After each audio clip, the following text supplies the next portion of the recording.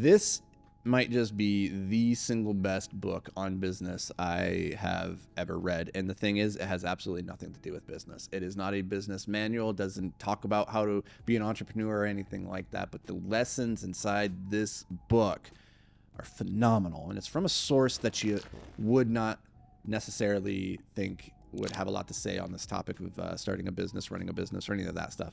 And it might be a person that you're inclined to not want to learn from, because depending on what kind of, history you've read, you might have it in your mind that this person was evil. They were a warmonger, they were a world conqueror, and you'll hear this person's name mentioned quite often in the same breath as Hitler. And when we talk about bad people, we also put ourselves in this box of saying, oh, there's nothing to learn from bad people. And if you want to go learn something from them, that must mean you're a bad person. The only lessons that you're going to derive from a bad person are bad lessons, right? I don't believe that. I believe there's lots of valuable lessons to learn from people that you don't necessarily agree with, people that you would consider to be evil, so you can understand how they think about the world, how they move through the world, so that you can be better guarded from falling for their traps in the future, right? This is off the back of 2016's election, when Donald Trump won the election. A lot of people just wanted to dismiss him and say, like, this was a fluke and people are stupid. They voted for him for blah, blah, blah, and X, Y, Z reasons.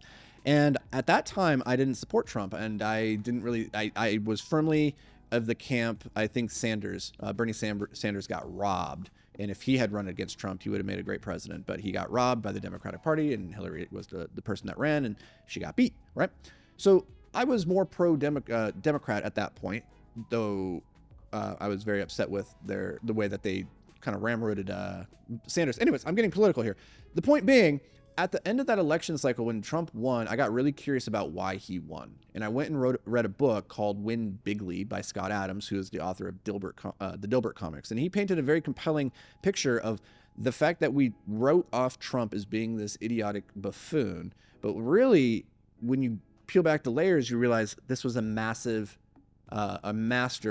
manipulator, a master of persuasion and of influence. And when you start to strip back and you start to see how he did it, you go, oh, it's very obvious now. And so we take that same application of there's something to be learned from this person who might have done things that you don't agree with, might be objectively bad things, but there's lessons here that we can take away. This book, this person is Napoleon, Napoleon Bonaparte. The book is called The Mind of Napoleon, a selection from his written and spoken words, edited and translated by J. Christopher Herold. Now, the thing is, this is a very hard book to come by. If you go on, I think, Amazon right now, it's probably like $400. It's a very hard, expensive book. There's not very many that came out in the first edition of this thing. And so I'm going to read you a couple of passages from this, because you're probably not going to be able to get your hands on this, but there's a couple of lessons here that I just quickly scrolled through that I want to share with you, and then I'll unpack a little bit about how we can apply this to our business and to our life in general. Okay, so buckle up. Let's go to lesson number 1. He says, why and how are such useful questions that they cannot be asked too often? Why and how? Why did this thing happen? How are we going to do this? How did this come to be? Right? Asking that question over and over and over again is what allows you to learn and then iterate and then reach mastery all the sooner. In a previous episode, I don't know when it came out necessarily or what it was titled or anything like that, but I was talking about this book in one of the lessons from him, and the idea of, it was a completely different podcast. I'm so sorry. This is where we talked about the DBQ, the do better question. Go watch that episode. Very, very good.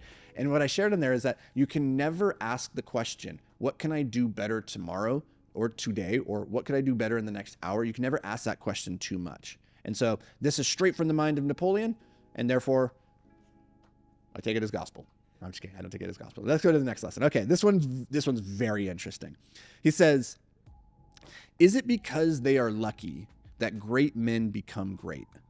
Is it because they are lucky that great men become great? Then he says, no, but being great, they have been able to master luck. And then he says, what is luck? Well, it's the ability to exploit accidents. And one of the really interesting things is later in life when he lost this battle at Millionaires, that's how you say that, he asked this question, have I failed my luck? He Didn't say, has my luck failed me? He says, have I failed my luck? Because he considers luck the ability to exploit accidents. And for him, that was tied to this other quote on the very next page. He said, in general, and at every step, destiny must be fulfilled by the exploitation of every opportunity, every accident, by the exact computation of all the chances, including imponderables, by the precise determination of the decisive moment for action. Think about that. To be a master of your luck requires that you exploit every opportunity, every accident, that you compute every probability, even the imponderables. He is so exacting in his ability to plan, to calculate, and to prepare that by the time he goes into battle, he has already considered all the variables within his control. They are accounted for. Now all that's left is for him to focus the entirety of his focus and his abilities on seeing and then exploiting the opportunities that arise inevitably in the moment.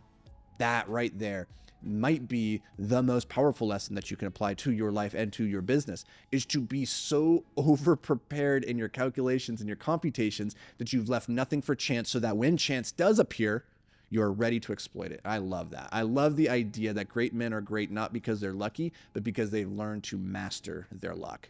Oof, so good. Okay, next one. There's a lot of quotes on this one. Which one was I gonna? This one. Oh, yeah. The great majority of men attend to what is necessary only when they feel a need for it, the precise time when it is too late.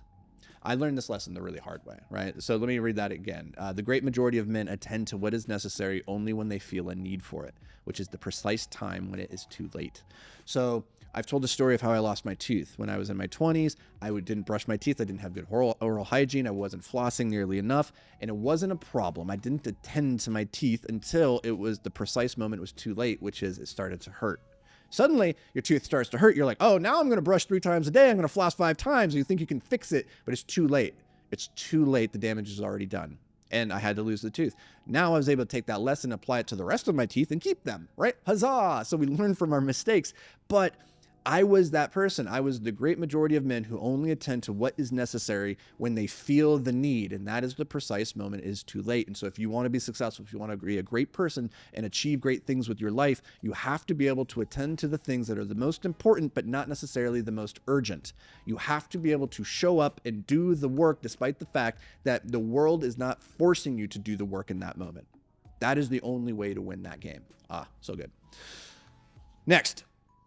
This book is so good. I'm sorry if you can get your handle on this book. I spent like $350 on this book, and I think it's worth every single penny. But I understand if you do not want to spend that much on a book. I am a weird person. He says, I can only hear words. I don't read people's hearts. I pay attention only to what people say, not to what they think.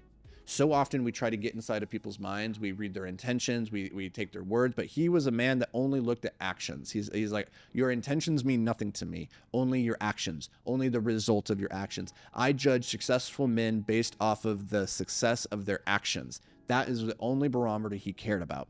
That's the meritocracy of being an American, of being an entrepreneur. At the end of the day, the only thing that matters is the results of the inputs that you put in. And I phrase this as the universe does not care how you feel. It does not care what you intend. It only cares what you do, right? So do more, do it better, and you'll win more. Okay, next one, last one. Man, this book. I love this book. I got to be careful though, because it's falling apart here. He said this. He said, Frederick was great above all at moments of great crisis. This is the highest praise that can be given his character.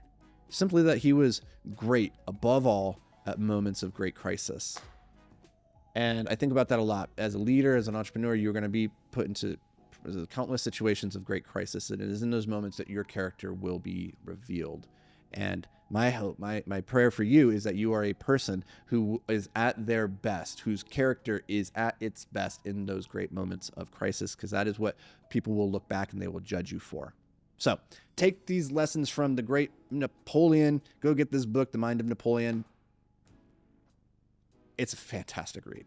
That's all I got. I'm really jazzed about this book. I've really quite enjoyed it a lot. I love reading not just biographies of people and the actions they had in their life and the things that they did and other people's interpretations. I love reading people's words and their thoughts, which is why I make these videos, so that you can hear my thoughts and I can hear them as well. And in the future, I can look back and be like, damn, young Anthony was an idiot.